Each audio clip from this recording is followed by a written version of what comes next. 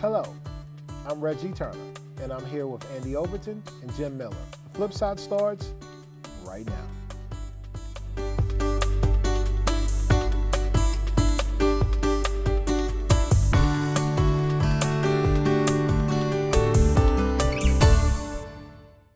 Welcome to the show.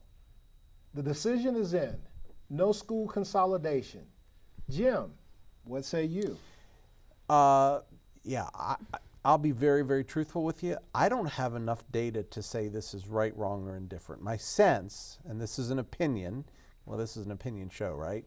My opinion is that politics had a lot to do with it, or not having an uprising in the communities that were potentially affected by that. But I think there's a lot at play here, and I guess if this has to be discussed again, maybe it's a little easier because we had the issue. You know, maybe this is a way, if this is something that has to happen, and I'm not convinced it should or shouldn't, maybe this is a way to kind of warm people up to it. Is that possible? I think the way this conversation went, I don't know about warming up to it because Well, but at least it's anticipated. Fair enough. Andy, what do you think about that? I think that the community came together and fought for their schools. Whether we think that's a good idea or a bad idea or where you fall, I'm with you. I don't think I have enough data to figure out whether it was a good idea to consolidate schools or to keep them open, and that's fine, and I'll admit that. But what did happen was a community of parents, teachers, and kids came together to fight against something that they thought was wrong. And it looks like they won. So if there's ever a movement for grassroots advocacy to fight for what you believe in, that's a little bit textbook in my mind. I think that the school board, I think they bent to peer pressure. And I think the community turned out, even when it was very difficult for them to turn out. I did read some articles that said, you know, things like so many people couldn't be in the room and they were kind of squashing that voice. They somehow had a voice, and I think it went their way. Yeah, and I'm not sure, again, you don't know what goes on the back end, but I just can't imagine, given what I know of the Board of Education members and what I know of the leadership, I'm not sure that I believe that they intentionally squashed that voice.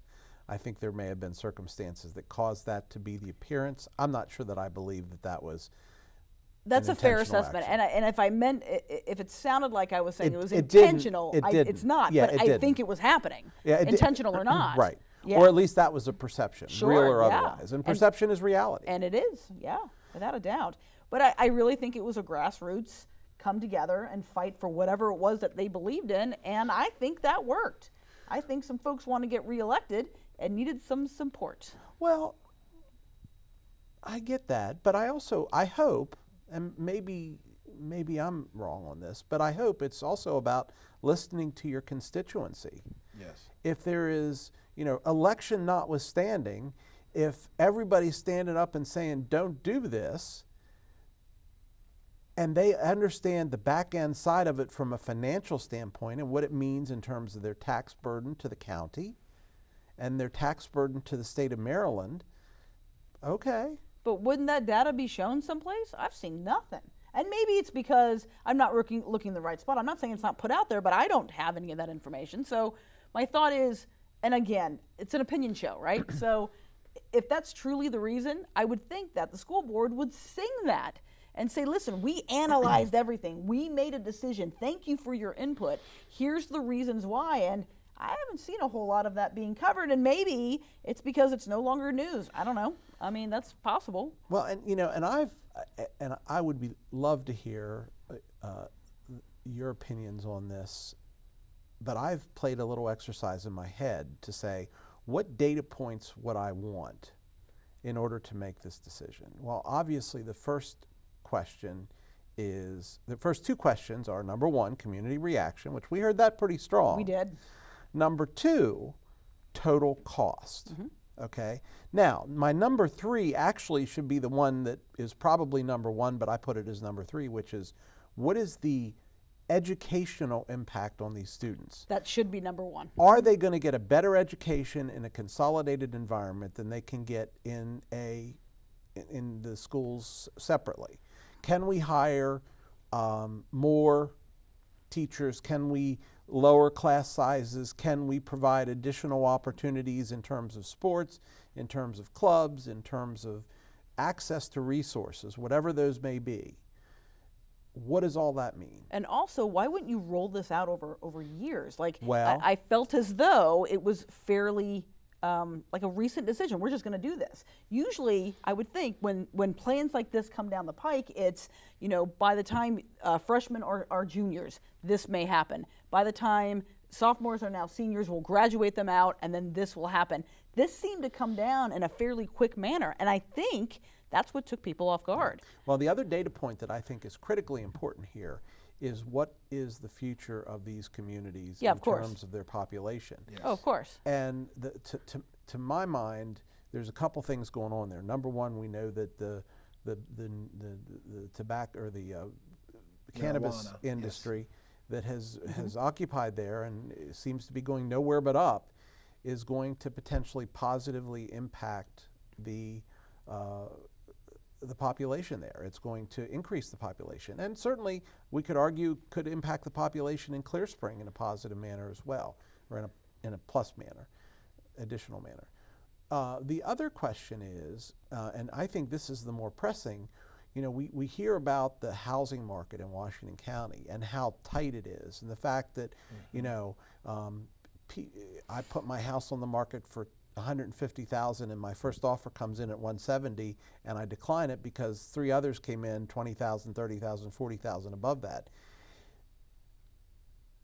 Isn't there going to be a percentage of those people that are now full-time remote workers that now that the paradigm has changed, aren't they going to be looking for areas where they can buy more land and potentially at a better price initially than what they can buy in Smithsburg and Boonsboro? Smithsburg and Boonsboro are great communities, no question about it.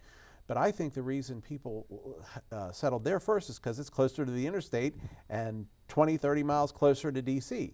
And if we don't have to go to DC anymore, maybe that 30 miles doesn't matter as much.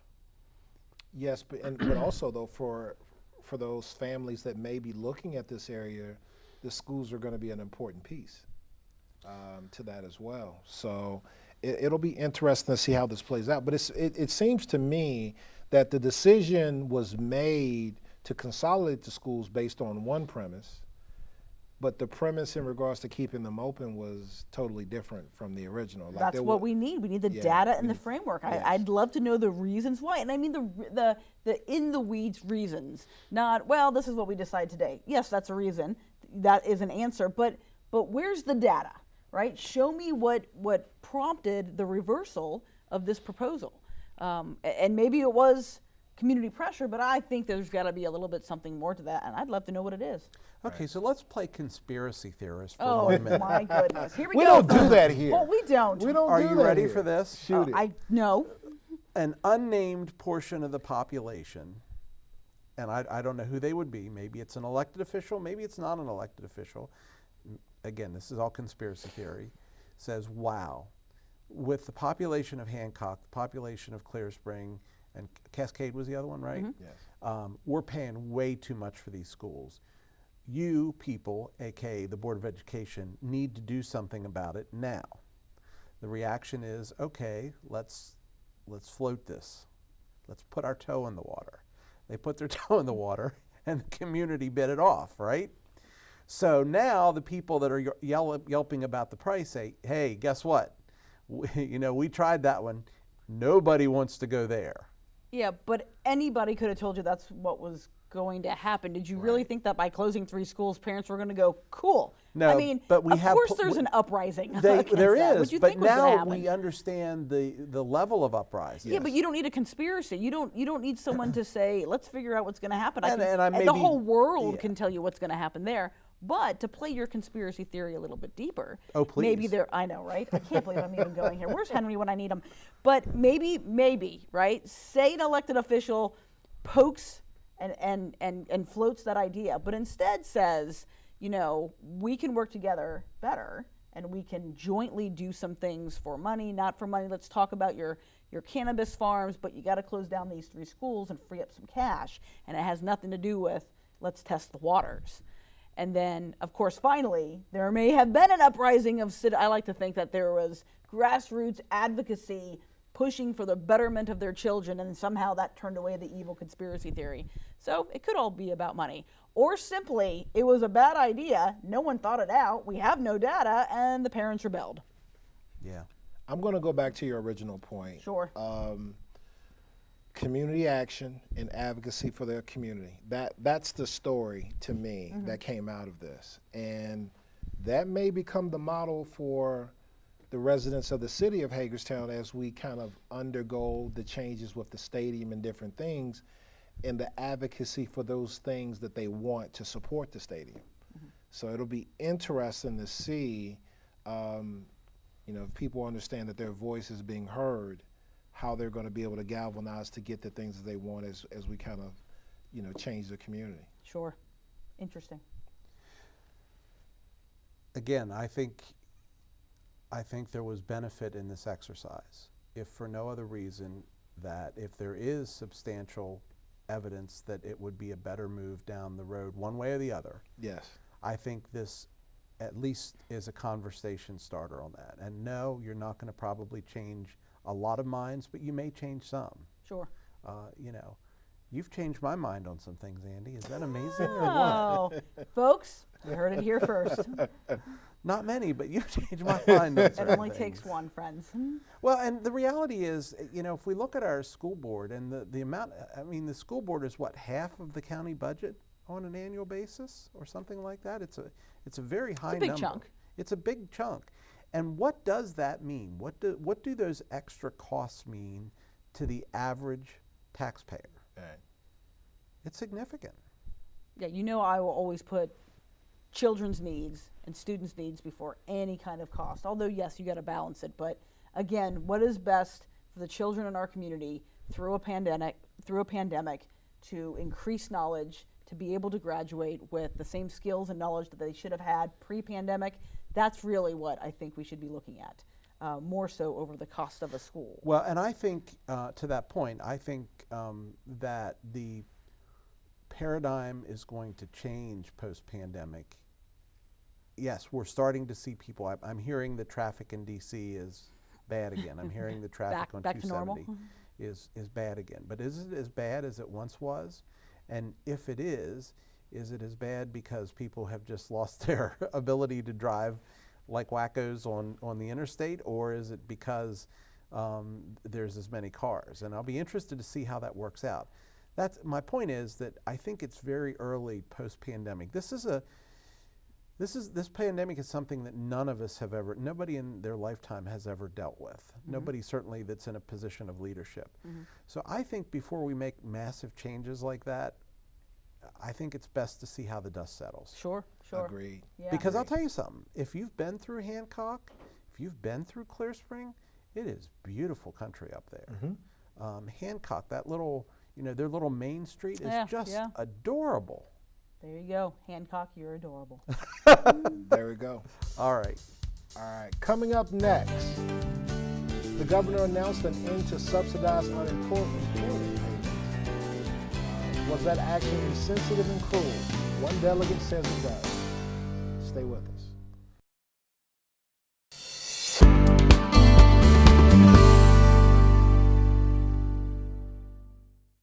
Welcome back. Governor Hogan recently announced an end to subsidized unemployment payments. State Delegate Stephanie Smith from Baltimore City wants the decision reversed. Andy, what say you? So here's the deal with this. Now, whether we agree or not that unemployment benefits are better or worse than going out and getting a full-time, part-time, or minimum wage job, it's not as though the state has done a really good job at even paying unemployment benefits. There are thousands of people still waiting for money. And I think my biggest issue, and I can see Delegate Smith's point, is that the state, Governor Hogan, has failed in providing the promises that he made in these programs, and now we're just going to cut it off completely. The other thing is that unemployment, and it's really hit, and this is to her point, our disenfranchised minority neighborhoods have not decreased. So we're just at the same spot as we were. So we pull this $300 away, we're going to see that skyrocket. And the reason we're going to see that skyrocket is that even if folks went out and got a $15 or a minimum wage job, they're still making more on the unemployment. This is not about laziness, though. This is about enough money as someone who is in poverty to feed their children, to make rent, to do anything that is outside of the brink of homelessness. So while I don't think that $300 a week may not seem a lot to a whole lot of people, it is make or break for families, for kids, and we're going to see spikes in homelessness and in those poverty rates. And I think that at this point in time, it is a bit cruel to end it right now. There's no data to suggest that people are any better off now than they were 6 or 8 months ago. Now, I agree that we cannot continue because, like you have said before in other shows, the money comes from someplace, and we got to pay the piper at some place. But right now is the wrong time to force people to go out and work 3 or 4 minimum wage jobs when they are barely making it as on their own. And I will say, school is out. So how do you expect a single mom with 3 kids to now go and work 3 jobs? She can't afford childcare, and she's got kids at home. Does she choose her kids, or does she choose a job? It is a horrible time to pull this program. You know, the thing that I will say is I haven't studied this closely. I would love to see more data. I would love to see what economists had to say in regards to the actual numbers. I think when you break it down the way that you do and start talking about individual scenarios, like, yes, that doesn't sound well. But I would like to see more data.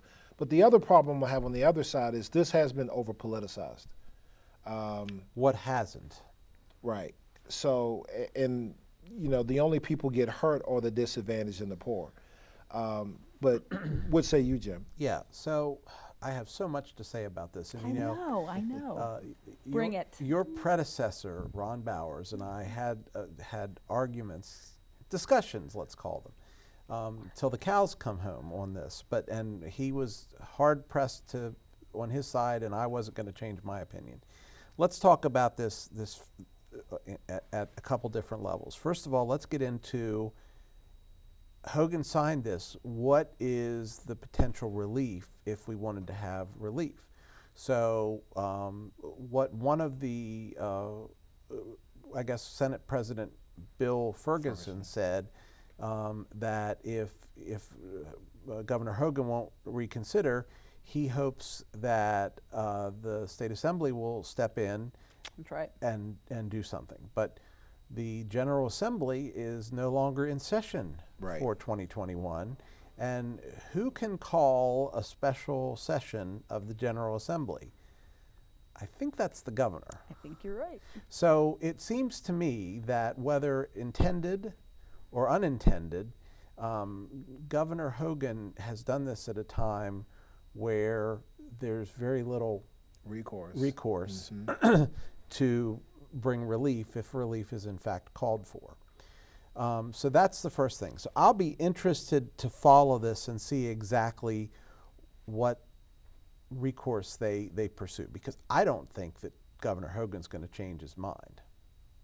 No, he doesn't back down on a whole lot of different things, period. Like once he makes that decision, he makes that decision. And I think he's betting on the fact that when the General Assembly reassembles in January, his theory will either be proven or disproven, and he's either going to look like a hero or an idiot. But how do you play with people's lives outside of a pandemic over $300 a week? Like, it does sound cruel. I don't think that was just Delegate Smith being overly set. It sounds cruel to me, and it is politically motivated, because you're exactly right. He did it during a time that the Assembly can't step in. He did it during a time where there is a lot of pressure to fill jobs at $15, $13, or $8 an hour. Well, let's or talk part-time about jobs. And there, I'm glad you. And that is what he's politicized. He is politicizing. The governor is politicizing the poverty rate of people's lives, of children's ability to eat food, and that is cruel. Okay. Rule number 1: don't interrupt Andy. Nope. But let me address this from the other side. Sure. From the flip side. Right. How's that? I'm the business owner. My business is dependent on being able to employ people. If I'm a restaurant owner, to cook, to serve, to do whatever. If I'm a farmer, I need some people to pick the crops or whatever the case may be. I'm dependent on these quote unquote minimum wage jobs.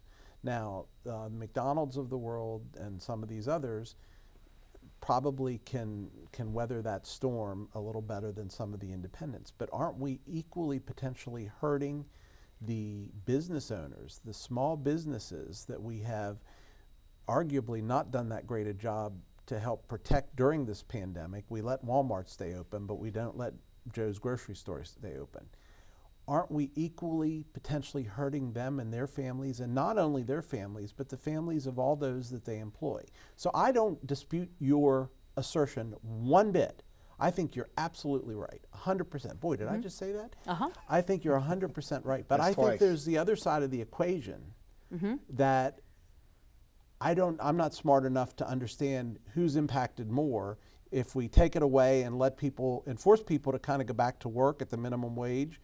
Yes, that's going to have an impact on some of those communities. Right. But if we don't, then we're going to have an impact on those businesses, and we may save one family to lose 3 others. But it's not the responsibility of poor people to uplift a small business in the middle of a town. That is the responsibility of the governor, of the General Assembly, of the legislature, to put in policies and procedures to help both. Why are we taking from one and giving to another and expecting one to fail? The idea, of course, is not to say, let's take money from the poor so that we can get them back to work and affecting their family even in worse times, right?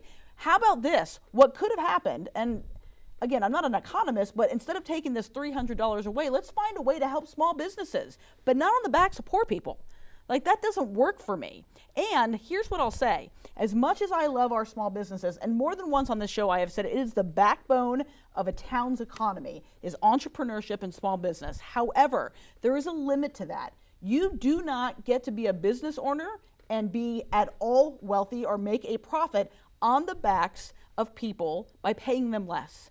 You've got to find a business plan that allows people to live their lives and thrive, even if it's just above a poverty line, and pay them that amount. So if unemployment is being paid out more than a minimum wage or a low-pay job, the problem is not because these folks don't want to work. I don't want to work for less money. I want to work for the most money. I want the most money I can when I'm poor to feed my kids. The answer is not to take money from the poverty-stricken family so that the small business can thrive. The answer is to make them both thrive. And right now, we're trying to empower business by taking it from poverty-stricken families, and that feels wrong.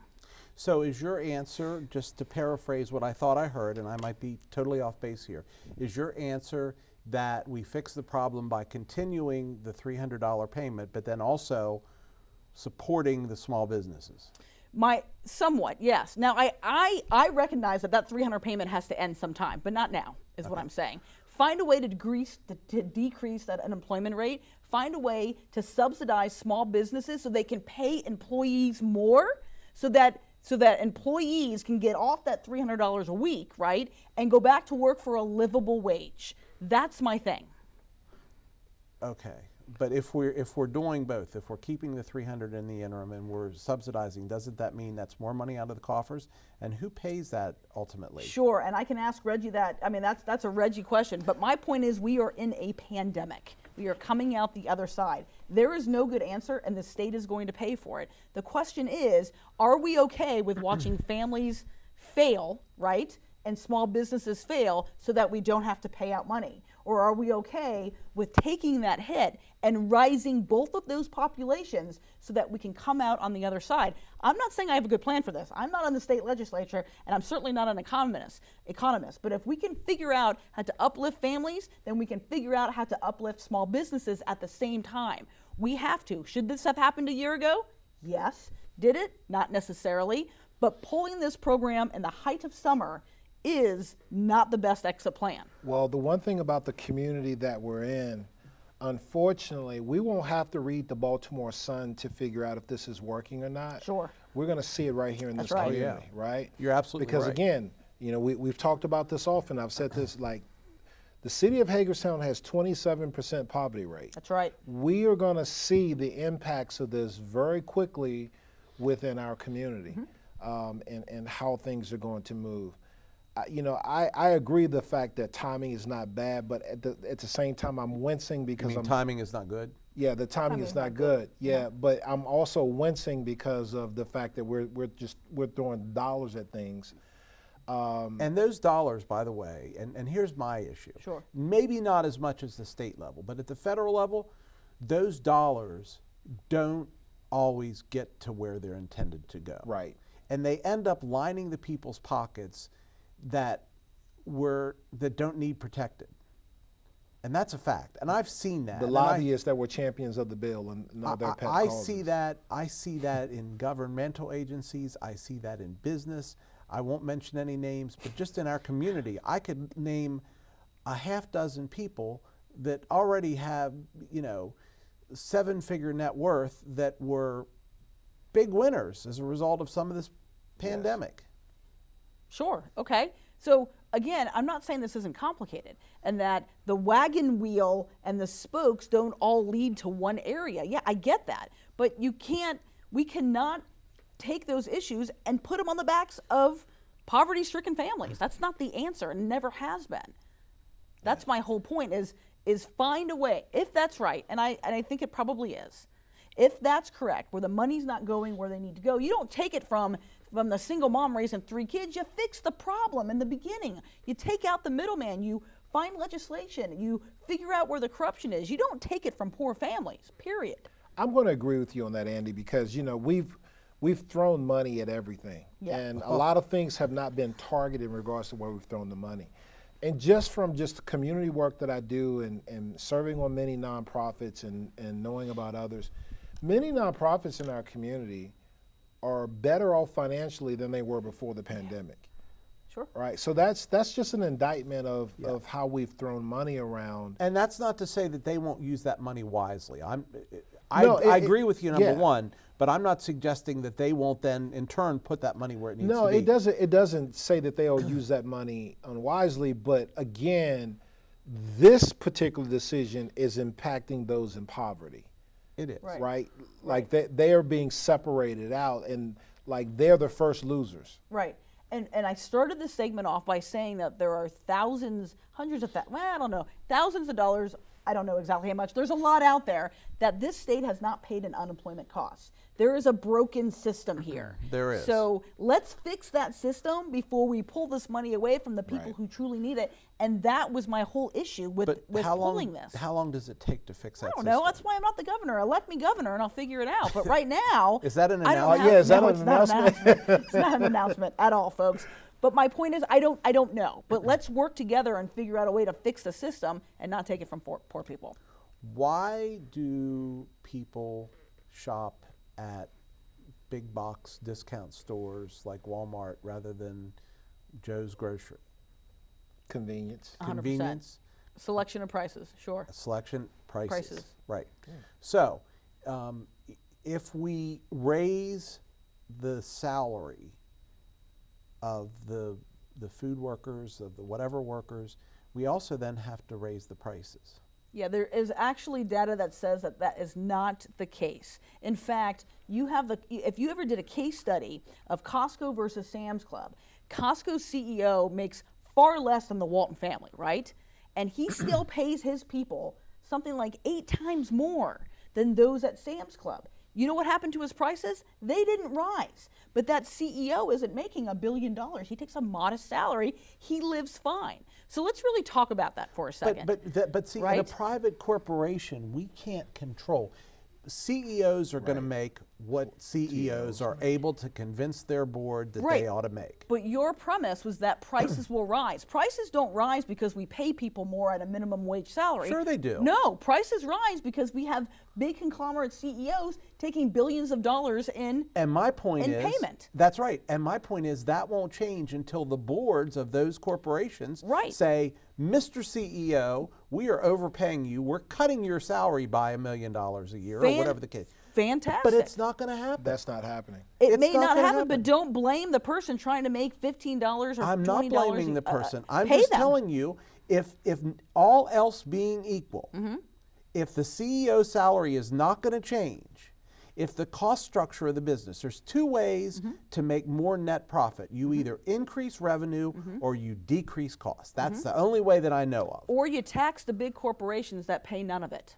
When the small business owner pays more in tax at the federal level than Jeff Bezos does, that's a broken system. I don't necessarily disagree with that. Right, so fix that. But see, that's only tangentially relevant to the minimum wage conversation. So the state of Maryland can give tax breaks to small businesses to make up the difference that they would have to give higher wages to their employees. Make it easier, make it more profitable for that small business owner to pay a livable wage and still increase their profit. But is it the small business owner? I mean, yes, I would agree that small business is the lifeblood of any community. Right.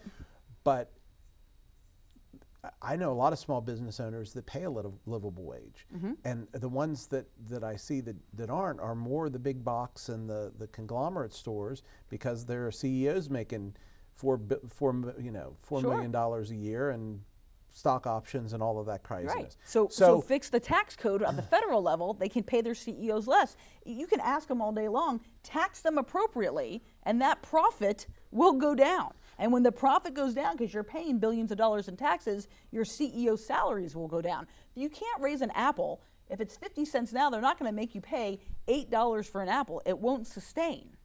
Right? So in order to make that up, let's just talk about percentages for a minute. So if you actually make Walmart and Amazon pay the federal taxes that they should be paying at the same percentage rate as the small business, they would have to raise their prices to astronomical amounts. No one would shop there. So where does that money come from? Take it from a CEO salary. Save the middle class, save the small business, pay people a livable wage, and tax the rich. I think that you're going to find the CEOs much more able to find a way to work this in their favor than what you might imagine. That might be. So let's get some real leadership in Washington. Let's get some real leadership in Maryland and make it happen. My whole point, I will come back to it again, it is not the small business owner. It is not the poverty-stricken family to find this solution. If anything, they need more resources to thrive so our communities can thrive. All right, so let's some predictions. How do you think this is by the fall? What does this look like? So I don't think this subsidy gets reinstated, because I don't think there's a very easy way to relief on that. I think that we have reset a lot of things as a result of this pandemic, and I wouldn't hazard a guess. Boy, that's chicken, isn't it? In terms of how it's going to work out. I think that there are going to be winners and losers here. I mean, we're already seeing these technology companies are serious winners on this. Yes. I think that restaurants and some small business are serious losers. Yes. I think that will continue to be the case. I think we've started to see a little resurgence in our restaurant community locally. I talk to people, and I walk into my favorite restaurant, which is a local restaurant, and the seats are filled. Seats are filled, but they're understaffed. They are absolutely understaffed. And I've seen that. I mean, I've been traveling with my daughters for volleyball, and St. Louis and St. Louis was horrible. Indianapolis was a little bit better, but a lot of these establishments are understaffed. Yeah, they are. So it'll be interesting. I think it ebbs and flows. I think the retail and hospitality industry for the summer spikes a bit.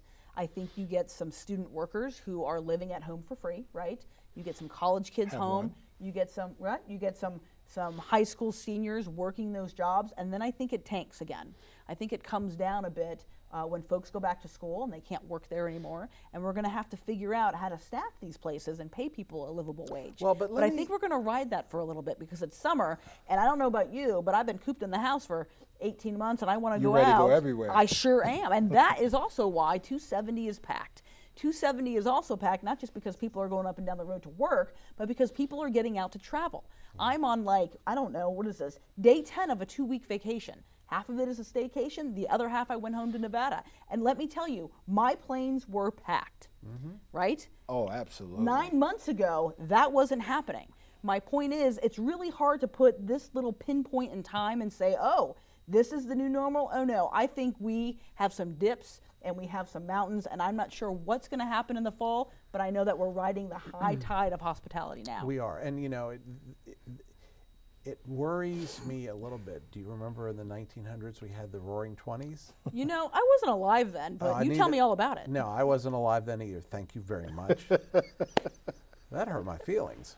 I'm sorry, Jeff. That said, I mean, is there a big cliff at the end of this process? I mean, is the pandemic the least of our worries? I don't know, but I do know a couple things. I know that you know, if you look at the economic recovery, even though we had a dip when the pandemic started, it has not been as bad as what anyone originally predicted. No, it was very quick. And you know, the economy is cyclical. Recessions are not something that happen because we do anything necessarily bad. The recessions are a natural part of our economic cycle. And in my opinion, we're about due. We just don't know what the trigger is going to be. Let's hope the biotech and the IT innovation industry helps pull us out of that, because that is a lot different from 1920. Yes, and I think we've got some industry that actually could keep us a bit afloat and have that recession, if it does happen, a little bit shorter. Well, I'll give you the last word there. Up next, 3 panelists, 5 topics in 10 minutes. Stay with us for Fast 5. Welcome back. It's time for Fast 5. Let's go. Maryland's positivity rate hits a new low, but Washington County remains high. Jim, what say you? So high is probably not the right term, but higher is certainly a term. Yeah. So we're at what, 2-point-something%? Yeah. But we're among the highest in the state of Maryland. Yes, we are. You know, and I would love to figure out the cause and effect relationship of that, but I really just don't understand it. I mean, in a rural environment, why would we have that kind of positivity rate? The only thing I can think of is just like you have leading and lagging economic indicators. If you remember, for the first several months of the pandemic, we were very, very low. Western Maryland was, Eastern Shore was, and then we kind of caught up. And maybe this is a suggestion. Does it have to do with the number of people that got vaccines? Does it have to do with the number of people that haven't gotten vaccines that refuse to wear masks or take precautions? I don't know. But there's an interesting statistical analysis question there. Absolutely, because looking at the numbers, I mean, it's mainly rural counties that are still above 2%. Right. You know, you have Allegheny County, Garrett County, Washington County. You know, Talbot County is at 3. Andy, what say you? What say me is I'd like to know what the vaccination rates in these counties are. So let's compare those numbers as well. Yes. Higher vaccinations, lower positivity rate. Maybe. Right? And also We would expect that. Yeah, but I will also say this. 1% of Baltimore City may be a lot more people than, say, 2% of Allegheny, right? True. Just because of population. So these are a little misleading, right? So let's talk about the number of people who are actually popping positive for it and then compare those numbers as well. I think all 3 of those statistics is really what we should be talking about. Vaccination rate, right, versus refusal or not getting a vaccination. The amount of people that 3%, 1% represents. And then we can start comparing the hows and whys. 2%, by the way, I will say, even in the article that we read, this is 16% lower than the 18% we had in the winter, and that is a win. Right. I'm not saying 2% is great or worse. I'm just saying it's not 18%. We've come a long way. way. It allows us to reopen our economy a little bit and get back into the world and do whatever we would call normal things. I'll take 2%. I'll take 1% even better, though. Absolutely. Yeah, like I said, I think that I think this is unexplainable in my view, but I think it's going in the right direction. Mm-hmm. Absolutely. Oh, you want the next topic? Next topic. I'll still hold this one in the bag. Next topic. Study suggests Maryland's economy is the best in the nation. I'll come to you, Jim. Okay. Well, you know, that's good to know. I guess at some level that's not surprising to me. Proximity to D.C.? Proximity to Washington, D.C. Do you remember the old saying, charity begins at home? Yeah. Well, we've got all of this government spending that's happening, so let's make sure that some of it is targeted. And the other reality is, regardless of whether there were cutouts for Maryland and DC, and I'm not saying there were or there weren't, but regardless of that, I think we can all agree that the positions around here, there are probably a greater percentage of those that are considered critical positions that have continued to work, and there's an uptick in what the government's doing. There's an uptick around contracting. Maryland is clearly a foundational state for advanced technology, and there's a lot of that going on, and those industries have been very successful. So we probably have more than our share of winner industries and winner vertical markets, and I think that may have something to do with this. Andy. So, so we're doing better, but our unemployment rate is still higher than national average. But here, I agree with Frederick County Chamber of Commerce President and CEO Rick Weldon. We have military installations, we have government installations, and what he didn't mention is the biotech corridor. Frederick is a biotech capital of the East Coast. So all of those organizations, of course, what did they do? They ran studies to fight COVID. They figured out what the deal was. They figured out how to kill this virus.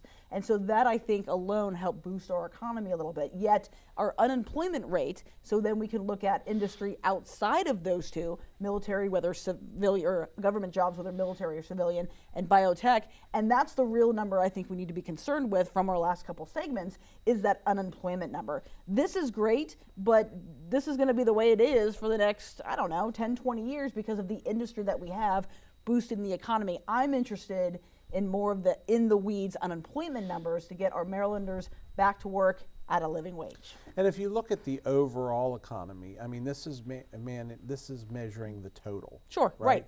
And there have been clearly the fact that we're high on the list, if not number one, means that there's been more winners than there are losers. But that still doesn't mean there aren't a lot of losers. That's right. Point. That's right. And I don't know how you reflect that in these types of numbers. I think it's great that we're among the top. The problem is what these numbers don't show is the gap between the have and the have-nots. That's right. And how that gap has increased. Right, because if we think about all during this pandemic, real estate has been booming, stock market has been doing very well. So if you're living below the poverty line and you don't have either of those two things, things are not going well for you. That's right. Yeah. So that's right. That's the other side of the coin there. Washington County is planning to reopen public buildings to the public. Sure. Andy. Yeah.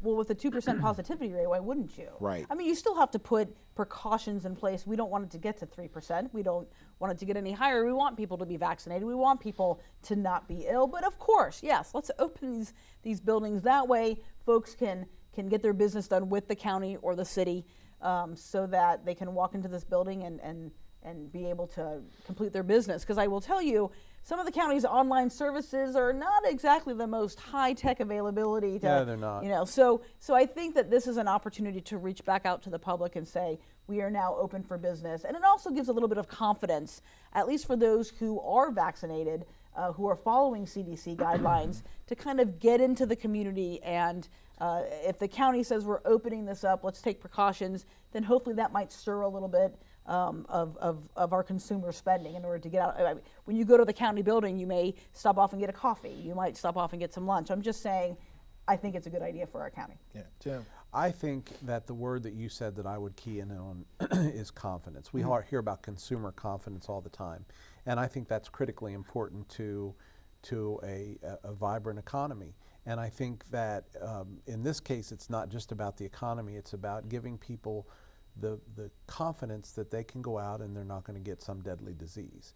And to your point, if they do follow the CDC guidelines, hopefully that makes it even less an opportunity. Right. But it is about confidence. True. Next topic. Some of you may have received one of these in the mail most recently. Save a forest and don't print a phone book. Kids, you may not know what this is. Jim, what say you on this? Yeah, so right up there among people that leave their shopping carts in their parking places at the grocery store and park in handicap zones when they're not really handicapped. That is among my top 10 pet peeves. I think that particular book actually came out of my mailbox. I was amazed at, number one, the fact that it even showed up. Number two, the fact that somebody thought that advertising in it and paying some, I don't know what the rate is these days, but when Yellow Pages were popular, it wasn't an inexpensive proposition to, I know as a small business, I was paying hundreds of dollars a month to, get a couple of small listings in a couple different categories. And I don't know what utility it has. I mean, I can find everything I want online. I find it better, faster, cheaper, and I can't read that thing. The print is like 3-point or something like that. That's the greatest point, because I know that we were talking about this, and I thought, well, there's a lot of our folks out there, older population, that don't do the internet, right? They don't know how to search, and they don't want to. This would be a great resource, but you're absolutely correct. When I open this book, I can't read the small print. I don't. What are we doing, folks? Let's save a tree. Well, let's and kill the we phone talk book, about look green. online. We talk about green, Whew. and that is, think of the trees that are destroyed printing that monstrosity. And nothing against, I don't know whose Yellow Pages that is, and I applaud the fact that they're able to go out and get advertisers to support them and hopefully make a living doing it. You can do that online too. It's not for me. Yeah, that's a bit much. And I do you remember how to use one of these? I mean, this is Alphabetically, friend, oh and yeah, by section. yeah. That's Yeah. it's been a while. It has. It has. My Google machine does it much faster. So. Yeah, exactly. And we get more information. So that's the other thing. So, okay. We want to talk about cicadas, right? Yeah, last topic. Police suggest cicadas caused a car crash. Yeah, of course they did. Let's just blame everything on the cicadas. Now, this article we read said that some cicada was buzzing around a car and boom, the guy flew into a tree. And shockingly, this didn't happen in Florida. I'm not dogging on Florida. I'm just saying it's not a Florida story. This happened in Cincinnati, and sad news, folks, the cicada was found deceased. The guy was okay, but the cicada died. Now, I don't know what the cause of death was. It could have been another cicada and they did their thing, or he could have died on the floorboards. The point is, are you kidding me? Of course cicadas crashed or caused a crash. I mean, they're swarming. I don't know. This is a wacky story. Yeah. But if you have cicadas, why are you driving around with your windows open? Oh, yeah, great. Well, that's a good question. I am sure, however, that our former president, Donald Trump, is happy that something other than him, got the blame for something in the United States. See what I did right there, Andy? You equated Donald Trump to a cicada. Can't argue with that. This is a funny story. It's the what the FlipSide WTF story of the week. And the crash is funny, and there were pictures of the car in the news story that I read, and the car didn't look like it made out so well either. I think the car died as well, but yeah, you got to expect that the object and lesson only here, minor injuries, right? So right. it yeah, wasn't. so, but the object And that's why lesson we is can laugh keep about your windows shut when you're driving around in cicada season. That's right. And watch, be extra diligent on But that. who causes more crashes per year, bees or now cicadas? I'd like to have that data. Yeah, my guess is cicadas. But how does a cicada get into? How does a bug get into a car when the car is moving at anything more Really, than 10 or 15? very carefully. Yeah. Well, maybe he wasn't driving at a high rate of speed. He freaked Maybe out he like some stopped people at do when spiders are in their car or something. Well, high rate of speed is a relative term. But if you've seen a picture of the car, he was traveling enough that it took the front end of the car with it. Well, that's all the time that we have for tonight. We hope that you'll like us on Facebook, follow us on Twitter, and send us your comments to feedback@theflipsidetv.com. That is feedback@theflipsidetv.com. Most importantly, we hope that you'll join us